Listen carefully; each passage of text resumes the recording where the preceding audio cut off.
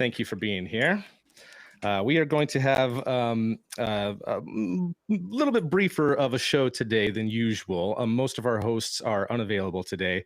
Jamie, of course, is busy at Starship, or rather Starbase.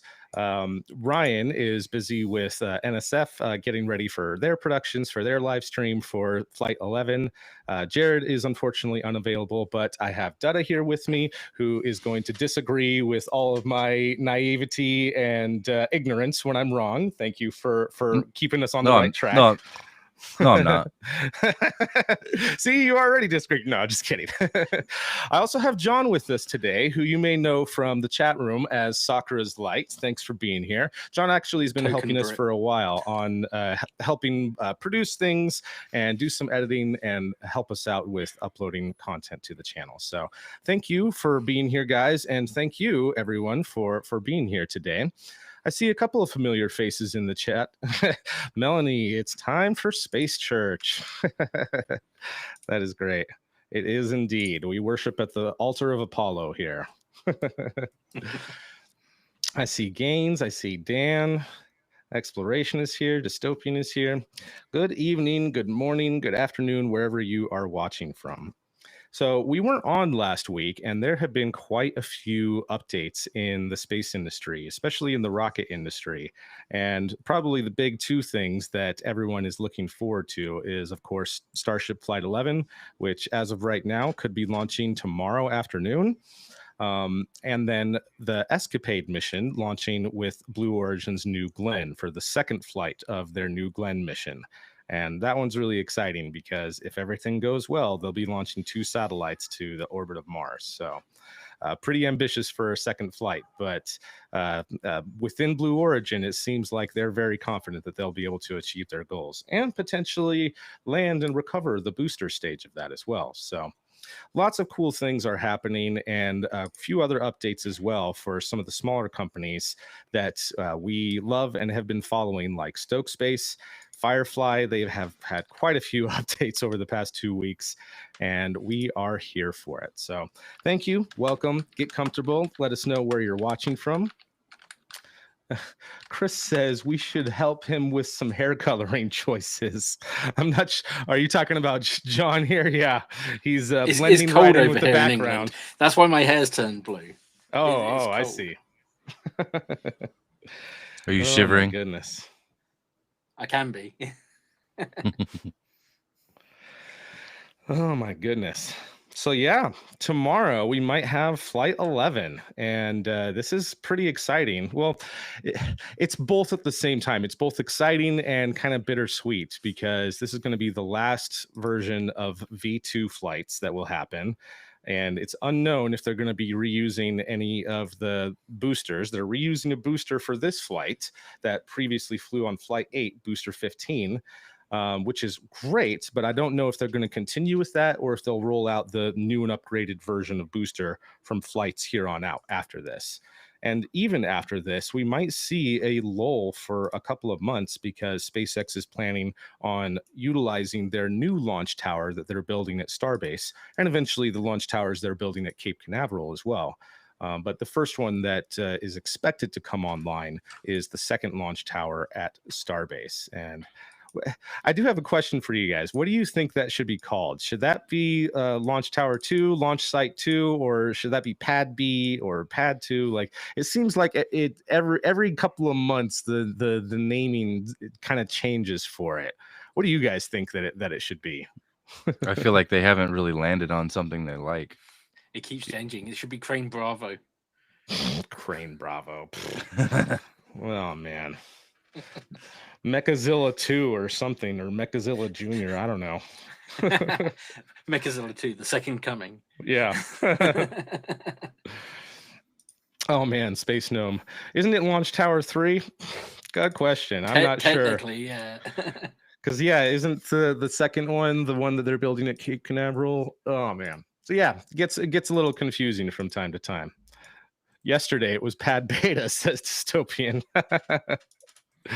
And Damien says it should be 2B West. Oh God. Squizzle 364. I like that. Rocket That's also elevator one. that also makes me curious about what you guys think they should they keep going with the block naming for future versions, or should they call it version like V2, V3, or should they come up with a completely different naming structure for Is there later another novel? iterations? Is there another novel series that Elon likes that he can name it after, like he did the drone ships? That I am not sure. Aside from the Hitchhiker's Guide to the Galaxy books, I'm not sure about that. But drone ships are named after ships from Isaac Asimov's Foundation series ships. Yeah. I wouldn't mind seeing some Gerard K. O'Neill. They're all over the place with their naming conventions, so anything is on the table. Yeah. And we'll just roll with it. We'll roll with it as it goes. First Starship to Mars is Heart of Gold, isn't it? Which is from Hitchhiker's Guide to the Galaxy. Yeah, if they keep it, go with that. Right now, what I'm seeing with weather, and of course this could change because that's over 24 hours away. Right now, what I'm seeing with weather is that at Starbase in Texas, they will have a small lull for a couple of hours in the time window that they are aiming to launch for. Now that could still change, even if the weather is clear at the pad. They could still have upper level winds to deal with and wind shear to deal with.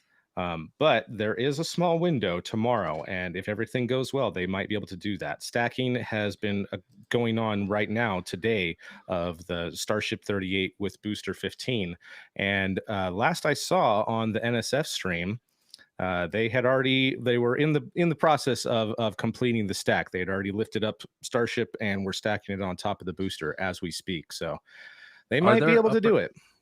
Are there wind shear limits lower because it's a larger airframe? I'm not sure about that. They have lifted in quite gusty conditions before. No, not lifting after launch. Wind shear between atmospheric layers. Mm-hmm. Like in between where max Q happens. Upper level winds. Yeah. I've honestly never seen any information or data on that other than other commentators' speculation on it.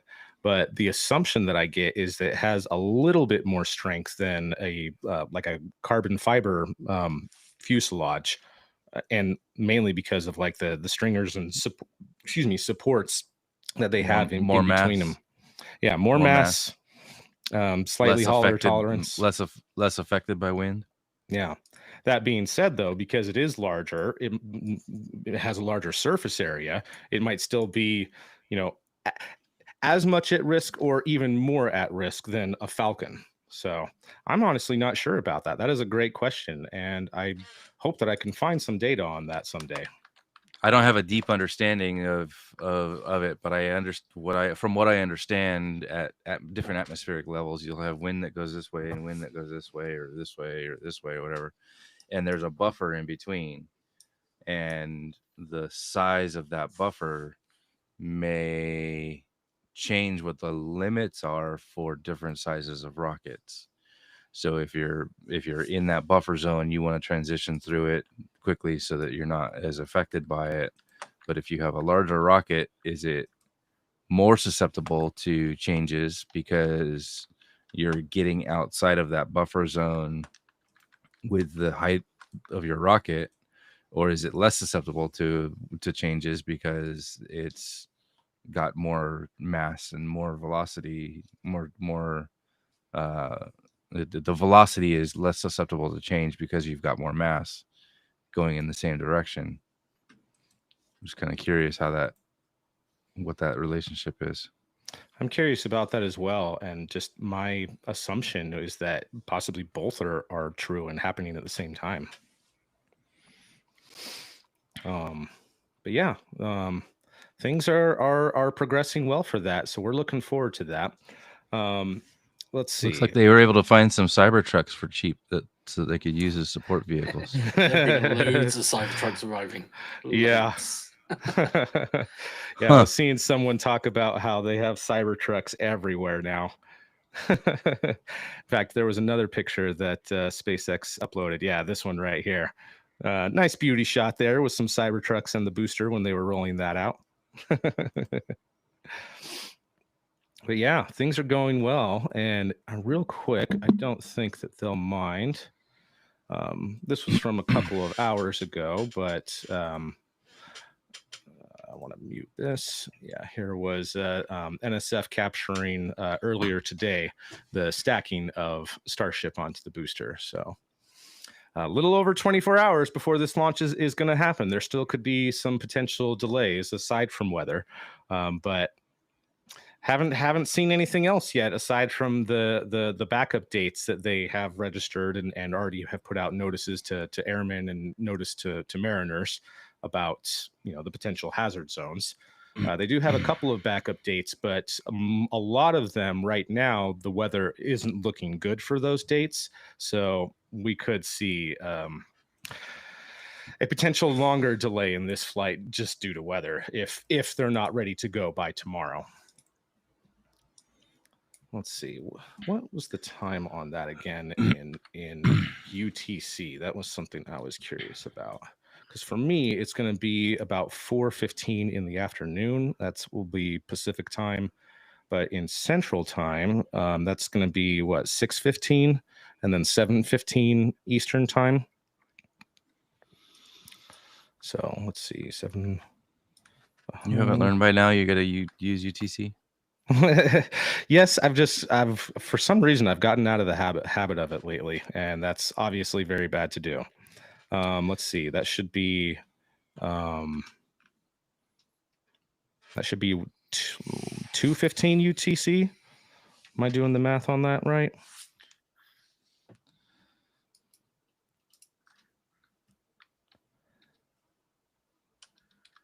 But yeah.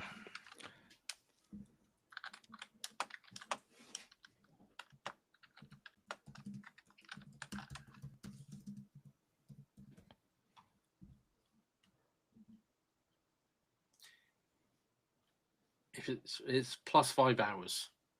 So if it's 1 p.m. where you are, it'll be 6 p.m. at UTC. That still doesn't help me. What is that in 24 hours? That's 1800 UTC, right? 1800, yes.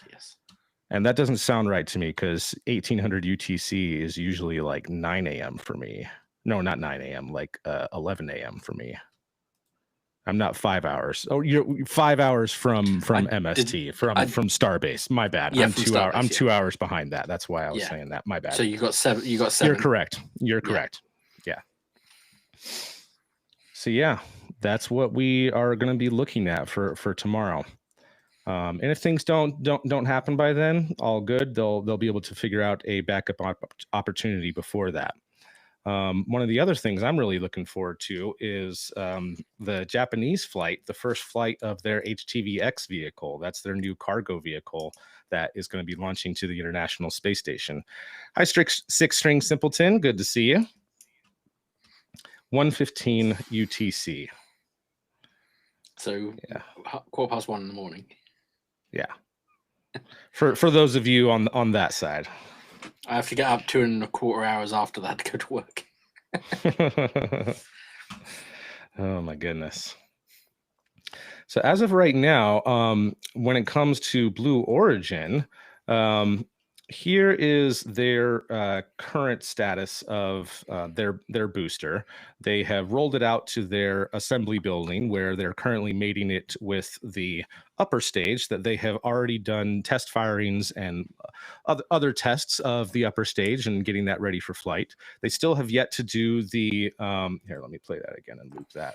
They're still doing the need to do the static fire test on the first stage booster itself, but we'll have the vehicle stacked before they do that test. That is expected in the coming days and weeks, and as of right now, it is looking at no earlier than between November 9th to November 11th for the flight of Escapade. Still a couple of chances that they have to launch before that. They're doing a little bit of they're basically forcing it. The window is almost closed to it's well, it basically is closed to send stuff to Mars, but they're sending these spacecraft on a type of trajectory that might take a little bit longer than normal, but would still be able to reach Mars within the next 2 years. So hopefully everything goes well for this, and I know that we're all looking forward to seeing more launches and hope that they will start seeing a bunch more of these. It's a bit of a shame that they were hoping to do 8 launches, and it's looking like they're only going to get to do 2 launches of New Glenn this year, unless they're able to squeeze in one more. They do have one more upper stage that's ready to go, but I have no idea what their next booster is at in terms of its integration. So might be a little while longer before their third flight.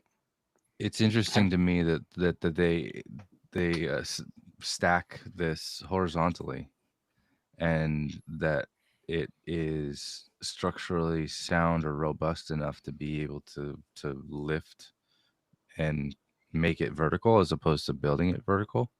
Mm-hmm. It seems that one of the things that SpaceX has done with Starship is reduce and streamline the design enough that when they build it vertically, that is the structure that it needs. And I don't know that it would actually withstand being horizontal and being lifted to vertical. Seems to me on something this size, with it being built horizontally and being able to be lifted to vertical, that they're actually giving up some payload with a trade for sufficient structure to make that happen, where they could actually, if they were to build it vertically, they could get more performance out of it. We'll find out with Starship soon, because it's going to be have to be transported horizontally, because they're moving it by barge, aren't they? For Starship, yeah. They actually filed a patent a while ago for that. Are they still going to build those in Texas and then barge them to Florida? That's what it's looking like right now. Yeah. Oof. Yeah. Not sure if they're planning on building a factory at Cape Canaveral. They might someday. It makes the most sense to me, but not sure. They just have the integration gigabay right now that they're building aside from the launch sites. Have you done your homework, Mike, to find out which end of New Glenn's the pointy end with the fire coming out of it? Yeah, I have. Yes, I have. Yes, I have. Oh gosh, so embarrassing. In my defense, though, where are the engines? Near the orange stuff. And I mixed up which orange side was which. Gosh, I feel so stupid from that. It was funny. It made me laugh. It was great. At the time that I said that, though, it was still true, though. Like, even though I was completely wrong about which end is the part the engines go, they hadn't actually installed them yet. So they did that pretty quickly. Within 2 weeks, they were able to install all of their engines. They might have already had a handful, maybe they just only had a few more that they needed to do. In any case, they were able to finish that work since I made that very stupid. Yeah, I think they're doing it 2 weeks. I think they're doing it in sections, like kind of the Falcon 9 does, because they have blocks with like a couple of engines in, and they can just slide them in to position of where they want. I think they're doing it a very similar way to. To be fair, it didn't have a pointy end either. Thank you, Dada. You're had a right way and a wrong way. Yeah. Oh my goodness. Interesting comments here, and I'd like to get to some of these. Miko asks, what are your odds on a New Glenn landing this time? And of course, we know that the name of this booster is Never Tell Me the Odds. I don't know, man. I'm not sure if they even have odds on this. I feel like being generous and saying maybe they have a 25% chance, but I have nothing to base that off of. But I don't have. It doesn't directly apply, but they've got a legacy of data and landings. They've tried it once. From New Shepard. Mm-hmm. So they should have good like avionics and stuff for that. Yeah, the good logics, good routines. It just needs to be translated to something larger, and it's not easy, so easy as, oh, it's easy, you just, but like at least there is some level of understanding of what can go wrong. And I would hope they have enough crosstalk in their teams to be able to stymie those possibilities in their larger rocket up front. Well, they did try it on their first launch and it didn't succeed. They lost telemetry about during re-entry, but Mm-hmm. again, it's their second time. It looks like they put a more robust bottom on the ship this time because it looks a little bit more heavy duty. And I mean, unless I missed something, we never really got an explanation as to what exactly failed. Um, and a question that I had was whether or not they'd even attempted to do not the landing burn, but the reentry burn. And if that's when they lost telemetry, was doing that operation. I'm still not sure. So. Um, what I have kept hearing, mainly from Eric Berger, was that internally Blue Origins is giving themselves a 75% chance of landing this thing. And what's funny, Aravel says this, they're planning on reusing this booster for Flight 3, which would take a lot longer than 2 months to refurbish, even if they do manage to recover it. Very true. The only comparison we have right now is SpaceX, but I mean, it took them, I feel like, at least a year for their first refurbishment to refly a landed booster, right? I think their fastest time is still 2 weeks. That's their fastest time, but Yeah. what was it their first time? The first Well, time, I months feel like and it months. was, They disassembled the whole thing and then put it back together again. And yeah, like it was almost a year or about a year, I feel like. Theseus's spaceship, the first relaunch. Yeah.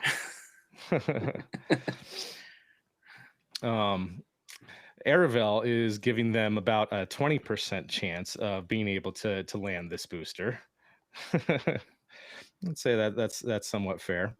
And this was something that, yeah, SpaceX also had a lot of landing data from Grasshopper and F9R that was their demonstrators, where they were trying their landings. It still took them a lot of tries to get it right, even with all the simulation data, applying it to real world operations and physics sometimes doesn't translate over. And for those who were following the program back then, it took a while before they were able to successfully do it. They could do it with the short hops, but once they started going a little bit higher than 100 meters, that's when they were running into problems for a while. And yes, they have New Shepard, but I wish there had been some sort of actual scale testing like that, some sort of grasshopper program for New Glenn. Of course, that would have been more money. Yeah, I don't know how much that would apply though. Like again, it's a different problem that you're trying to solve. The energies are higher. If you're like comparing SpaceX operating their test vehicles over land versus over water, you've got in line of sight of and horizon disappearance, and you're bouncing your data off of reflective wavy water as opposed to kind of static ground from lower altitudes, from lower velocities. Like it's kind of a different problem. But I would say that what New Shepard has been doing is probably closer to what New Glenn is going to do compared to SpaceX's Grasshopper and F9R testing versus they're actually launching a rocket and trying to recover it out at sea. Yeah. Well, here's hoping. I mean, I think we're all in agreement that we're hoping for success. It would be amazing if they're able to do that and start reusing boosters. And to the rationale, the operating rationale behind the company is vastly different. You've got SpaceX, which just like balls out, goes guns a blazing, and figures out the mess later, whereas Blue has been largely more measured and more conservative, and it feels like they typically don't enter into a commitment to execute tests or flights until they have much more assurance that they can manage that and succeed. So it's like careful, measured steps as opposed to, screw it, let's just see what happens. Not to say that only breeds success, but I feel like they have a larger chance of success earlier on. I don't think they're hurting for runway if they do fail, but it seems like they're more metered with their risk posture. Yeah. With that being said, do you think it would be wise for them to have backup plans and plan for at least a handful of expendable launches? Still try to recover them, but just kind of have that built in of, we can still proceed and not delay ourselves by months or up to a year if we don't recover right away. I don't think contingencies are ever a bad idea. Whether or not they're doing that is another story, and none of us will likely ever know the answer to that. but like realistically, what is the harm in having another vehicle lined up, ready in the pipe, even if you don't use it? Mm-hmm. All right, so it sits. Cool. We're that much more ready for the next ones. Right. Interesting. From Steven. Now that New Glenn is freed up from military launches until 2027, might they fly Dream Chaser? Who knows? Maybe if it's ready by then, they might get a chance for that. Shoestring. Who has a shoestring budget, Steven? Not blue. Not blue. No. What is they haven't had a viable product in the 15 years that they've been around. Like, come on.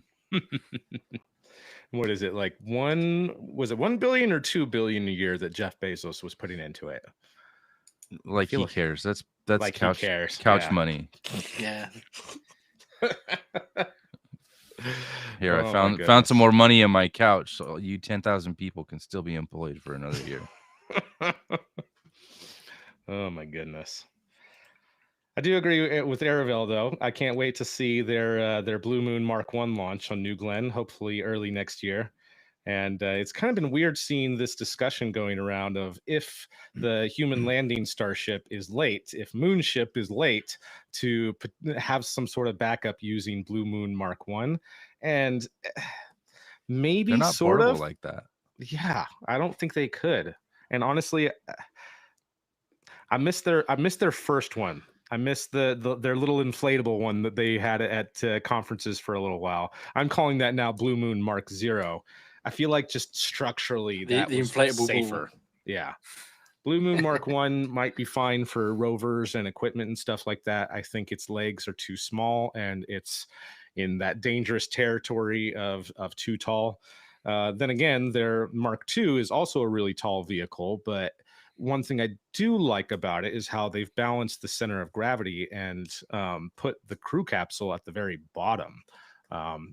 And as a wimp who's afraid of heights, I like that more if I was to be climbing out of that. Oh, I'm right there at the surface instead of having to descend 20 meters, 30 meters, or in the case of Starship, over 100 meters, almost 100 meters. Jeez. Like, I don't know. So we'll see what happens for that, but I'm excited for all of them and excited for what we're going to be seeing again in the early months of next year. We're going to be seeing Blue Ghost again.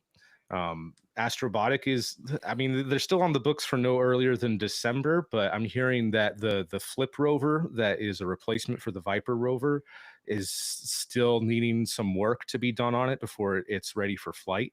So that's probably not going to happen in December, but good chance it could still happen January, February, or March of early next year.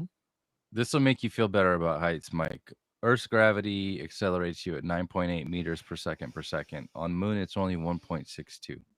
Yeah, so I'll just bounce.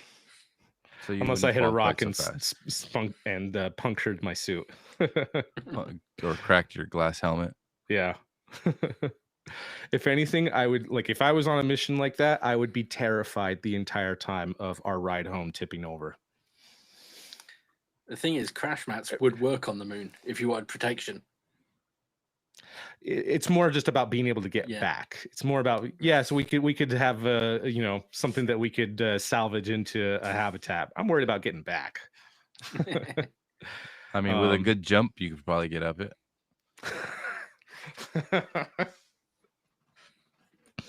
Possibly. And understand too, these are just irrational fears of mine. I am fully confident that all of these companies are doing work to ensure that their vehicles are going to be safe, especially after the tips that Intuitive Machines has done. I really look forward to when they have their wider vehicle to prevent that a little bit more. It's so crazy. Oh, what is this? Araville says, I think they probably could be put. I think they probably could, but a different question is whether they should. I'd actually like to see China get to the moon before we get back, so that we can get funding for a race to the base. I might actually agree with you if the result of that is a reaction, a massive reaction from the United States and actually put some serious support behind it. There's serious money behind it right now, but the support is another story. Alpaca, Steven says, put Alpaca inside Starship. Yeah. I think I did see a rendering of it like up sideways inside a Starship once. You could fit it in there. I've been seeing all sorts of goofy renders like that lately of what could fit. But again, how many bananas? we've don't know if I've seen a render of that, but we know the answer to that is all over the internet. Oh man. Well, before we get into Stoke and Firefly and some updates that they've had, since we don't have Ryan here, John, would you like to take it away with some a trivia question this week? A trivia question. I'm actually going to start with question 2 this time because we've been talking about Starship. So let me bring this up. Sure, that's fine. Start the poll. I'll start the poll in a second. Flight 11's booster has flown once before, but how many engines are reused on booster 15? And I'll start the poll in there, and I'll pull up the media here and start the music. There you go. This is a chance for you guys to catch up with everybody else. And since I'm the quiz master, I'm automatically going to give you that extra half a point, so you don't have that half behind it anymore. It's easier for me to edit.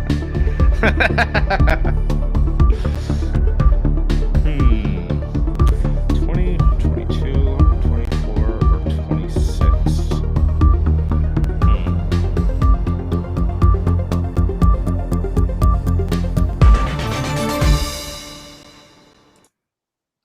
Okay, so we'll go with Mike first. What do you think the answer is? I'm embarrassed to say that I'm not sure. I don't know the answer off the top of my head. I'm not embarrassed to say I don't know. This is some nerdy shit right here. I'm going to guess and go with 24. And I was going to say 24, but I'll get a different answer. I'll go with 22. 22. I'm just guessing.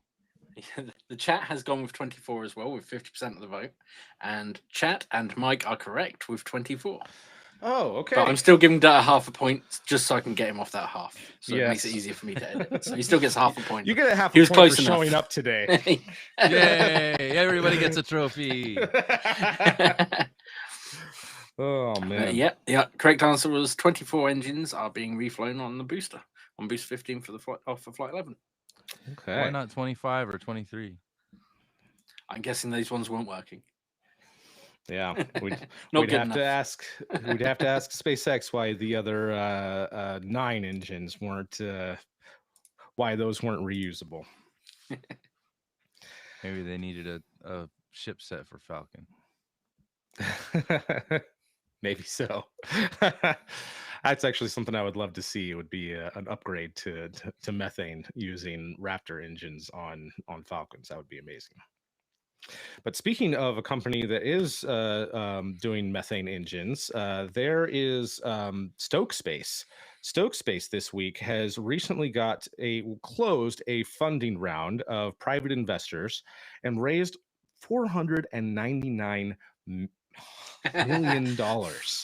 $500 million. They closed a funding round and raised $500 million this week, which is double what they had been invested into them so far. Jamie needed them for her garden. Needed Yeah, what? the raptors. Oh, the The broken raptors. raptors. Building they a can do a lot raptor with tower. $500,000. Yeah, they can do a lot with that. And even with the money that they have gotten so far, they've been able to do all of their development, their designs, their critical design review, their engine tests, and the construction of their launch site at Cape Canaveral. And we've already seen a little bit of the static testing of their integrated upper stage. I don't think that that's going to be the flight article. I could be wrong. I think that that's just a test article, but we could see that one fly someday. In any case, though, it seems like, especially with this huge chunk of funding, that Stoke is going to be in a really good position over the coming months and years to accomplish their goals. And with their Nova rocket, they're intending on launching that sometime next year. They're hoping for, it's looking to me like, summer or third quarter of 2026, but things are moving right along for them. And aside from delays like exploding stuff on their test stands, or exploding something on their newly constructed launch site, they might be able to pull it off before the end of next year of at least having their first flight. And something that I do like about their attitude for it is it seems like they're more of the SpaceX attitude of go fast and break things, and aren't expecting to be able to recover either the booster or the upper stage. And that's what I love so much about Stoke, is their vehicle being fully reusable. Of course, it's a small vehicle. It's something in between a Falcon and an Electron, closer to the Electron scale of things, but still fully reusable. And it could be, if they get operational, that might be one of the cheapest ways to get something into space. So I'm really looking forward to it. That's interesting. Toyota Ventures is a funder. Yeah, you looking into who the investors are? Yeah. Yeah, the whole And this article on Stoke's website says 510 million, not 490. Oh, even better then. Even better. Yeah. That's 11 million more than what I saw. That's great. That is great. It's something else though. It does seem like that they are going to try to go for defense contracts. Nothing wrong with that, of course, and would be even greater source of funding for them. But the lane that they're going into is more for the smaller satellites, like test satellites for Space Force technology demonstration satellites, or even technology demonstration for SDA, the Space Development Agency, which is kind of sort of related to Space Force, excuse me, but its own separate thing as well. It's a weird thing. Even within Space Force, there's like 3 different development offices that are giving out contracts to people for developments. There's SpaceWorks, and it gets confusing. And I'm a little worried that the whole point of Space Force is almost moot now. The whole point was to get rid of duplicate projects and duplicate programs that were serving the same purpose with the same customer, being the US government. And that did happen for a little while, and now it seems like duplicate programs are starting to run simultaneously again. So we'll see how things go. Despite that, though, there is a ton of money right now. I mean, just Golden Dome alone has $10 billion set aside for development work on that. So lots of demand right now for that. Let's see. Tomas says then the chat has to earn half point for the second best answer also, thus chat having 1.5 points from this. Only if we can get that to an even number. Second place. Yeah, the whole point was to make it easier. Airville says this additional funding is great if they stay scrappy. This should get them through at least the first few launches. Yeah, I agree. According to sites like Glassdoor, they have between 250 and 500 employees now. So I feel like the scrappy starts to fall off right around 600, 700 employees. Well, it's a stainless steel ship like Starship, so it's all welded together parts. They do have 3D. Their engines are 3D printed, though, aren't they? And the way their engines are fed is with that donut thing that they designed, so it all gets fed evenly. For the upper stage ones, yeah. Yeah, for the re-entry and landing. For the booster And they've stage got, one, I think they're only 3D printing components for it, Yeah, not the entire thing. They should grow to $5.99 and then stop hiring. That way they stay within that range of before they get too big. Stay scrappy. Yeah. I think once they've done a few test launches and stuff, I reckon they're going to redesign very quickly and squash any bugs that they've got. Because, as I said, it's simple materials, small ship, and they've designed it to re-enter from the start as well. So they're they're doing the liquid cooling thing that SpaceX wanted to do, where they pump out methane to give it a gas shield that burns before it hits the vehicle itself. For the booster. Yeah, the perspirative cooling. Interesting.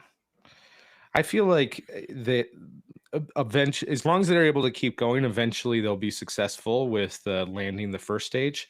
It's all about the second stage, is whether or not the things are really going to take off for them. If they're able to do that. Doing chomper. They're doing a chomper as well. Another hungry hippo payload fairing that would stay with it, which is great. I love to see that. And it really makes me curious about what future upgrades Rocket Lab has for their Neutron rocket, because right now their upper stage is going to be expendable, but there's a handful of small little things I've seen that could easily upgrade it into something reusable like that. Unpopular take, and this is kind of a newly forming thought at the moment, but I feel like scrappy as a definition of how a company operates is largely based on not necessarily the number of people that they have, but their management structure for those people. And the number of people is a factor, because there's only so many different ways you can manage a number of people.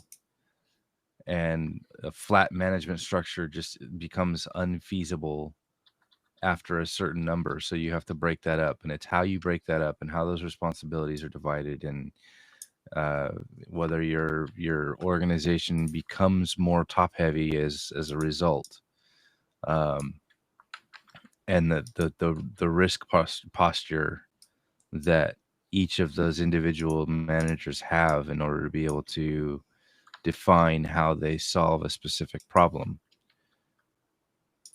I think all that would play into whether they're able to keep scrappy or not. And if you can keep scrappy and you can keep your risk posture high safely, then you can come up with some wackadoo crazy ideas to solve interesting problems that nobody's ever solved before.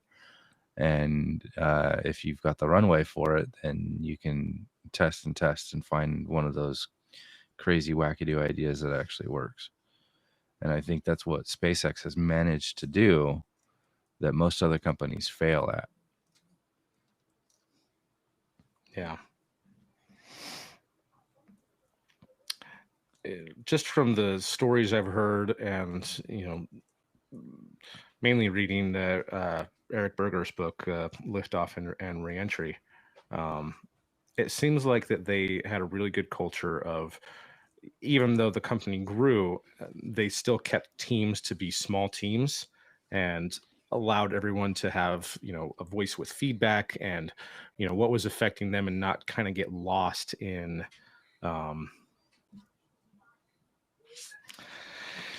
the complication of it all with too many people around. So yeah, but like you've when that it's a hard problem, because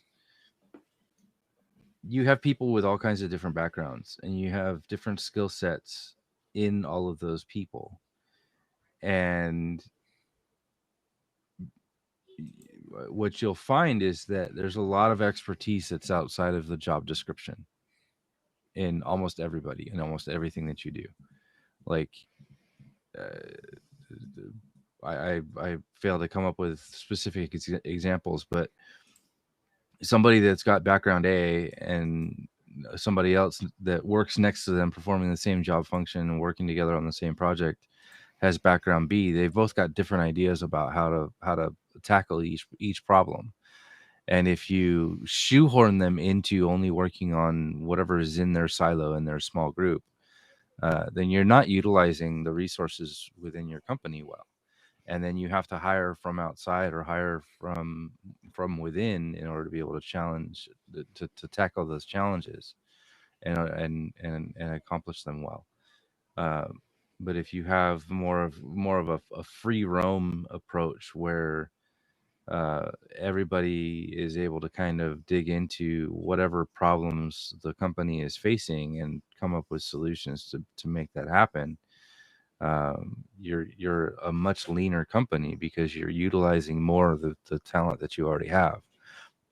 You don't shoehorn, you don't silo people into doing one specific job, and people are able to float around. And from what I've seen, and I've never worked at SpaceX, but from what I've seen, what I hear, that's largely possible within a company like SpaceX, where this group over here is challenging, it has this insane challenge over here, and I've got a skill that I think I can use to help solve that.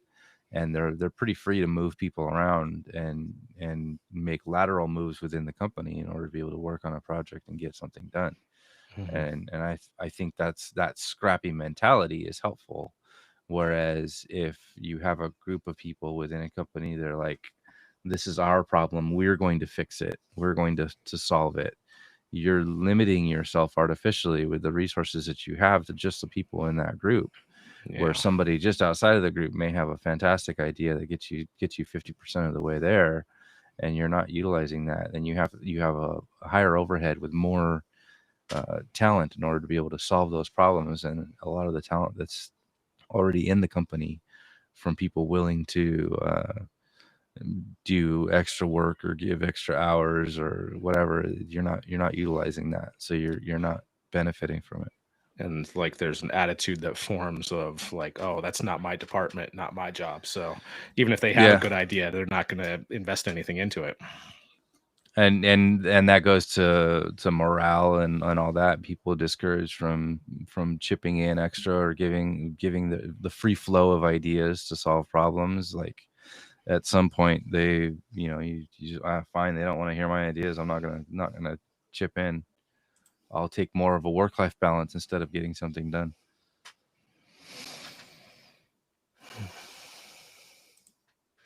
Let's see. A couple comments. JTTV says Scrappy. It's about vibes and labs, not strict project management and toll gates. Yeah, I suppose. Although, why did that sound like that was Chat GPT generated? Fazilla, talking about inversion in the show today. The use case makes no sense to me. I feel like it's a very specialized thing that only the military wants. And seeing their list of stuff, like I thought at first it was just like, I don't know, survival gear or like medical equipment. And no, it's like batteries and radios and drones and support equipment if there was a conflict. And the idea being to launch a bunch of these ahead of time with something that could be on orbit for at least 5 years and then delivered to wherever it needs to go. And that's all dependent on if there even is a future conflict that it would need to go to. Or even just replacements and spares of stuff. Yeah. If it's something critical that they need right now. Yeah, and it dies and it's on orbit, they can get to them within an hour. I can't wait 4 hours to get it from the nearest military base. I need it now. Yeah. Aside from that, there are other business cases they have for it because of its maneuverability flaps. It turns out to be a really good test bed for hypersonic technology. So they might get more business from that than this, delivering stuff from orbit. already they've gotten a ton of response from the people that are working with Rocket Lab to do those secret suborbital launches from Wallops testing hypersonic technology. And whether that's components that are go into a vehicle, whether that's a vehicle itself, or there's even a chance to use that stuff just as targets, as like training for the interceptor satellites, not interceptor, but tracking satellites. We don't have any interceptors right now that we know of. But to train trackers for being able to accurately warn in a timely manner of something hypersonic on the way, and to potentially even use that as an interceptor if they're willing to pay them enough to build multiples of these things just to be destroyed and thrown away. So they might not have a really big business case right now, but I think that there's enough that they could go for a little while. And what I'm interested in is maybe a couple of years from now, if they do have a bigger, better version someday. And if they do, then all of our space plane dreams are back. That's an interesting concept. From Alex, does Stoke Space have a landing pad? I've only seen the flame trench. From what I have heard and understood, the launch pad that they are constructing right now at Cape Canaveral is they're also going to have a pad close by where they're going to be doing. You may have seen the stuff about SpaceX abandoning their landing pads and rebuilding landing pads right next to the launch pads. So I feel like for everyone who's trying to do these booster reusabilities, that's going to be kind of the new rule moving forward, set by Cape Canaveral and the Space Force, not by the company themselves, but just, hey, we don't want you landing near other people's stuff. Like, we only want your stuff to be at risk when you do a landing attempt. Don't put other operators at risk. And I'm not 100% sure. That's just the kind of vibe that I've been getting from seeing this. But which launch complex was it again? It was one of 14. It was 14. Yeah, one of the Titan. I've got an image up now. Sweet. Yeah. So, don't think that they have started any construction on it yet. But that's what they want it to look like. And so you can even see a landing pad at the back. Yeah. Yeah. So that's their plan. And it's just a concrete pad, so that could be done at any time and wouldn't take very long in comparison to the rest of the infrastructure that needs to be done here. But as you've been able to see, they're moving right along. Their flame trench looks great. They are still in the process of building their vehicle assembly building. But yeah, I think that they're going to be pretty dang close to be able to try their first launch by next year.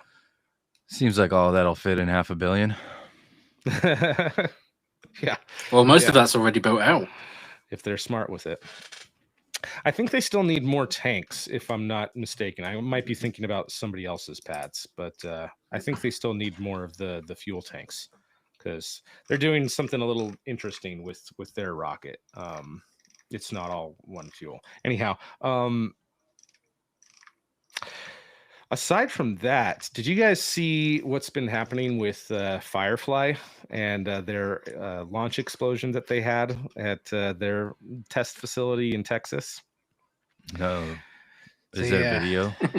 There is. It's from here. Hang on a second. I actually have this video. I'm not 100% sure. The Firefly fireball. Yeah, and it's from a CCTV security cam footage from some local business nearby. So I'm not even sure like what the legality of me sharing this would be. I think I've seen some dash cam footage as well. Oh my gosh, where did I put this? If it's on the internet. True. If it's on the internet. Here, I'm not going to find it that way. I'll find it faster. Constructive criticism. Ooh, let's click. Yeah, because we were looking at the size of the Firefly rockets compared to the previous one last show. Mm-hmm. Okay, yeah, here it is. Hang on just a second. Here, screen, and I want this one. And here we go. this was what was captured. Again, from a business nearby, but that looks like a pretty massive explosion. It seems like from what they said, their official No, statement. that's not an explosion. That's a conflagration. That's a conflagration. There's no destination. According to it's not- Firefly, it didn't go supersonic. It didn't go supersonic, so it's a burn, not an explosion. even Shoot the that, camera though. Yeah, even that last part, because I mean, we see it at the this part at the beginning, and then I'm not sure if that's fuel lines or just more for this second bit that we see here at the end. In any case, according to Firefly, they were doing What is their propulsion? They are doing Carolox, right, for their Alpha rocket. Okay. Yeah. Let me just confirm that. I want to say it's that, but let me just confirm. Yeah, Carolox. So RP1 and liquid oxygen, highly refined kerosene. And this was the static fire testing that they were doing of their booster before their next mission. They had a leak. Yeah, they had a leak. Unfortunately for Firefly, this comes a little over a month after they went public on the stock market. So, understandably, their stock took a little bit of a dip. It didn't completely crash or anything like that. It just had a little bit of a dip. But of course, the finance bros and people who don't understand the mission of what these companies are trying to do, but are investing millions in them anyway, were understandably upset and pissed off about their valuation going down. And there's already an investigation for a law firm investigating Firefly for securities fraud. Hopefully everything will get cleared up with that. What? And yeah, it's not a lawsuit. It's not a lawsuit. Hold on it's a not a second. lawsuit. It's an investigation. Oh God. Weren't they saying things about other companies not too long ago as well? About other Who, companies? Firefly? Was that Firefly? Firefly? That was Astra. That's Chris Astra, Kemp who was sorry. doing that. Yeah, no. Firefly. He was talking trash about Firefly. Yeah, about Firefly. Yeah, that's what. Yeah. But What maybe trash was he talking about Firefly? he said that their engines were trash and the engines that he bought from them, each one was different and none of them were similar to their designs. And it's just like, well, yeah, you bought prototypes. Like if you wanted an actual operational engine, that was another thing. Like they sold you prototypes because you're going to build your own engines based off of their design. They're not building and supplying you with engines. They gave you prototypes for reference. So no, they gave you license to produce and prototypes for reference. So like you're not getting finished product anyway. Yeah. So that investigation shit is that's just lawyers and finance bro stuff. Like I don't but think... like why somebody you think that anybody there intentionally had will to damage their they right? don't understand anything. Right? That makes no sense. And if they are trying to do that, then I would like to get to the bottom of that as well, because it's probably only one person or two people within there trying to do something. But I don't think that's happening. That's like asking Max Verstappen to let his teammate pass him. That's not going to happen. Right. Oh my goodness. Although it looks like to me that their stock was able to kind of bounce back just by talking about their Blue Ghost lander and their Elytra. I still don't know how to say it. Elytra. You did have it right first time. Just call it Electra. What are you guys doing? Why you got to make it hard for us? Isn't it a bug? Seb says it was the ULA sniper. I was going to ask if there was a ULA sniper video for that one. ULA sniper strikes again, which is weird because this booster was going to be launching a satellite for Lockheed Martin. So I don't even want to speculate on what that may be. GTH042 says, I guess this is what happens when parts for R&D are too big to fit in the lab. You don't have a good enough imagination if you can't use an outdoor lab. And besides, everybody wants to be able to do these kind of tests anyway, like a wet dress rehearsal. Like this is not new. This is standard it's not, practice. yeah, standard practice. They just had a leak. This is like an incident that requires tech training or something. This is nothing nefarious. And without seeing the aftermath of the damage at their test facility there, the good news is they already had another booster that was basically finished in construction and was next in the pipeline to do these types of standard tests anyway. So there might not even be that much of a delay, at least in terms of what hardware they have for launch, but whether or not they'll be able to test them anytime soon is another story, and I haven't found that out yet. I haven't even seen might any have to- satellite photos. They might have to replace some plastic valve handles or something like this. That's not a whole lot of damage. Yeah, ground support equipment is made to survive blasts. No, ground support equipment is mostly stainless steel, and you may have some like valves with plastic handles or rubber coatings. They might have to take the valves apart and replace seals and like that. This is a nothing burger. Yeah, too big, and the public gets to see it. Well, when you've got a CCTV from Al's Auto Body or whatever the hell it is next door, there's you can see all of Mojave's public tests as well. It's just you just can't get close enough to see anything valuable.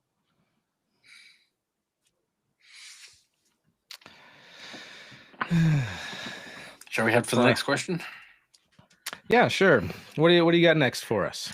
I have a different question for you, and I can find it in the presentation. Nope, we've already done that one. I'll find the other one. There it is. On Stoke Space. Here we go. The second question is: the second stage of Stoke's Nova rocket runs on LH2 and LOX. So that's the second stage. Hydrogen. But what does the first stage run off?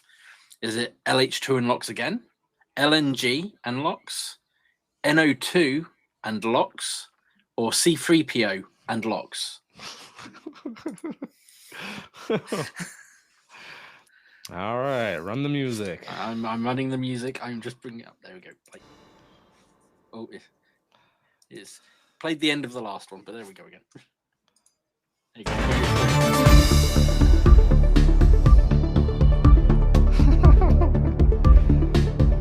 I hope this is an easy one for folks. I wonder if so we can put C3PO in twice.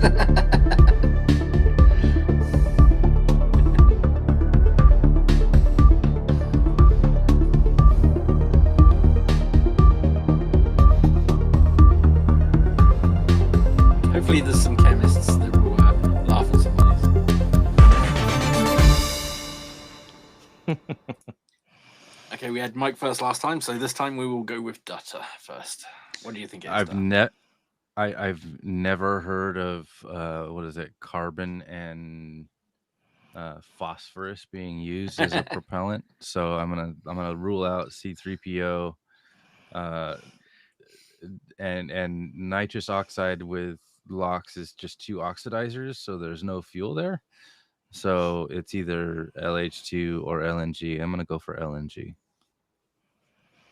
And for you, Mike? I'm also going with LNG. Also with LNG. And the chat has also gone with LNG. And you are all completely right. So well done. So all three. Yay! So yeah, LH2 is liquid hydrogen. LNG is liquid natural gas, aka methane, or CH4. So yeah, they're doing a blue origin where the booster is methalox and the upper stage is hydrolox. Right on. C3PO tells you the odds constantly. Never tell me the odds, kid. 100% chance of launch, 99% chance of launch, 75% chance of landing. How dangerous would that be? For what? Carbon and phosphorus. Oh yeah, too. Yeah, I'm not sure that would do. Thankful Interesting. nature. Interesting comment from Tori Bruno. I think this is related to the ULA sniper. Tori Bruno's podcast is called The Burn Sequence and is very good.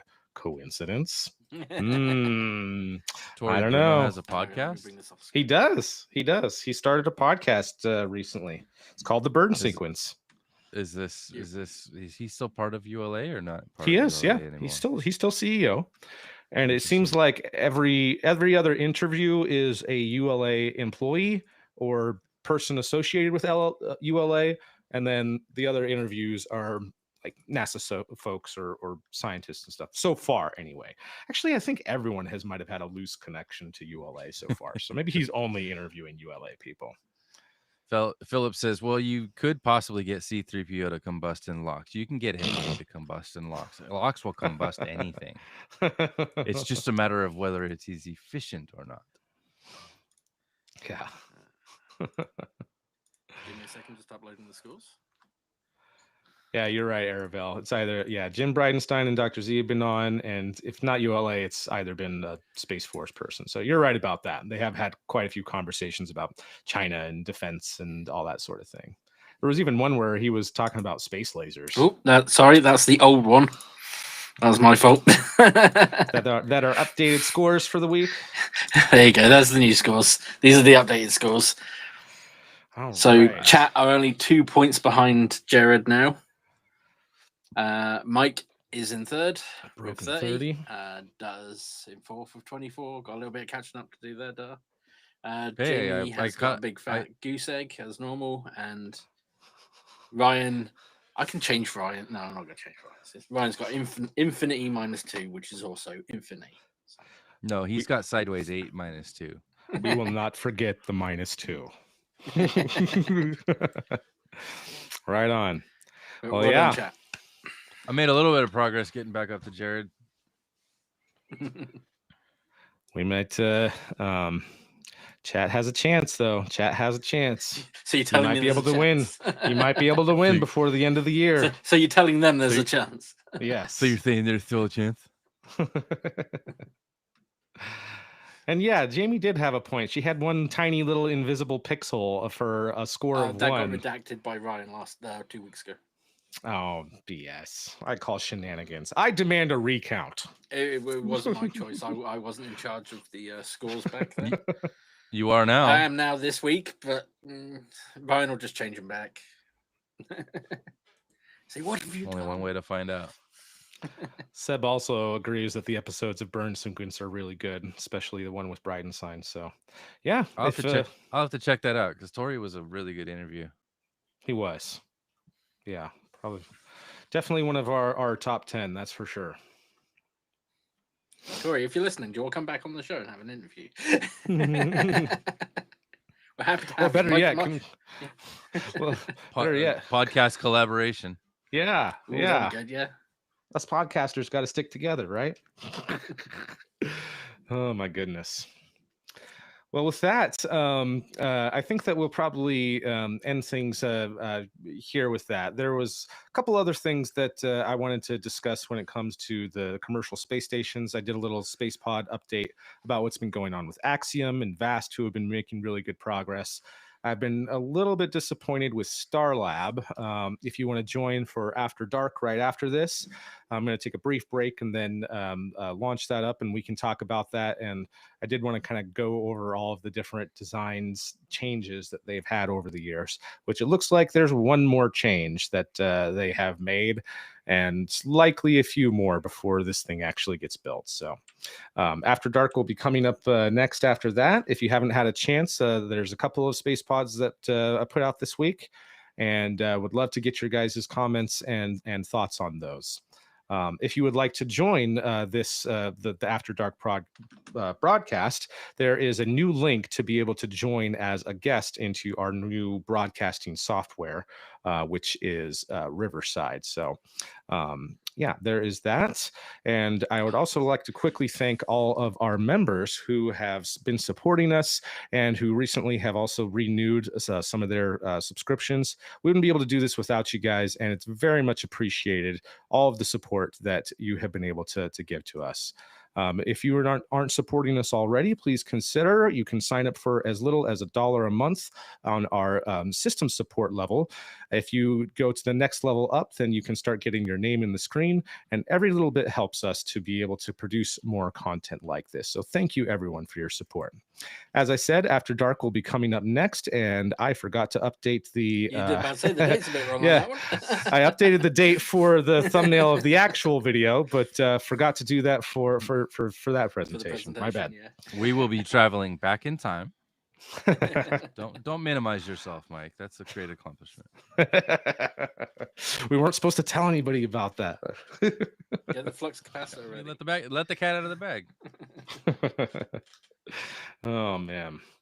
Well, thank you everybody for being here and joining us today. I hope that you've enjoyed some of these updates about this, and I appreciate your comments about these, and look forward to seeing you next time. Look forward to seeing you hopefully post-flight after Flight 11, and go from there for everything that is happening now at such a rapid pace. So thank you everyone, and we will see you next time. Take care.